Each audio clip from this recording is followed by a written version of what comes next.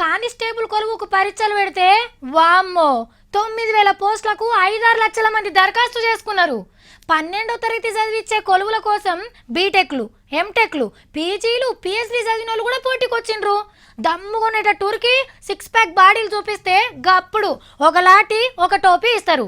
పెద్ద పోలీసులకు సెల్యూట్ కొట్టాలి. కానిస్టేబుల్ జాబ్ కోసం అంత రిస్కా అని ఉత్తగానే తీసి పారేసిన వాళ్ళు కూడా ఉన్నారు. కానీ తెలంగాణ కానిస్టేబుల్ జాబ్ అంటే ఏంటిది అనుకుంటుర్రు? పోలీస్ కొలువులు అనగానే పోరగాన్లు ఎందుకు ఎగేసుకొని ఉరుకుతాన్రో ఇప్పుడు అర్థమైంది. దేశం మొత్తంలా పోలీసు వాళ్ళు ఎక్కువ జీతం ఎత్తుతున్నది మనతానేనట. కొత్తగా కాకి డ్రెస్ వేసుకున్న కానిస్టేబుల్ కూడా 21,000 జీతం. అన్న వయసు పెరిగినట్టే జీతం కూడా పెరుగుతూనే ఉంటది. టోపీ తీసేసే వరకు కానిస్టేబుల్కే 80,000 అవుతుంది. ఇక ఎస్ఐలు, సిఐలు, ఆ మీద ఉండే ఆఫీసర్ల జీతాలు ఎట్లుంటాయో చూడుండ్రిగా. మళ్ళా 4 సింహాలకు ఉండే పవరే అలాగు. కాకి డ్రెస్లా కట్టి పట్టుకొని నిలబడితే చాలు ఎంత పెద్ద మోతెవరైనా సలం కొట్టాల్సిందే. ఎక్కి తిరిగా 1 నంబర్ కార్లు, మోటార్ సైకిల్ కూడా ఇచ్చిరి. కాకీలను కడుపులో పెట్టుకొని చూసుకుంటున్న రాష్ట్రం మనదే అనుకోరాదుండ్రి.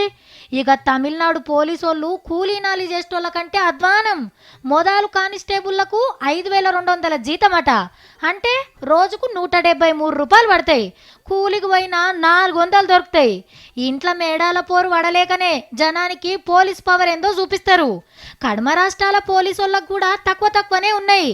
జీతాలల్లా మన పోలీస్ అన్నలు ఫస్ట్ ర్యాంకు కొట్టేసినట్టే నేరాలు ఘోరాలు జరగని రాష్ట్రంగా ఫస్ట్ ర్యాంకు సాధిస్తే ఇంకింత పెంచినా ఏం కాదు జీతం.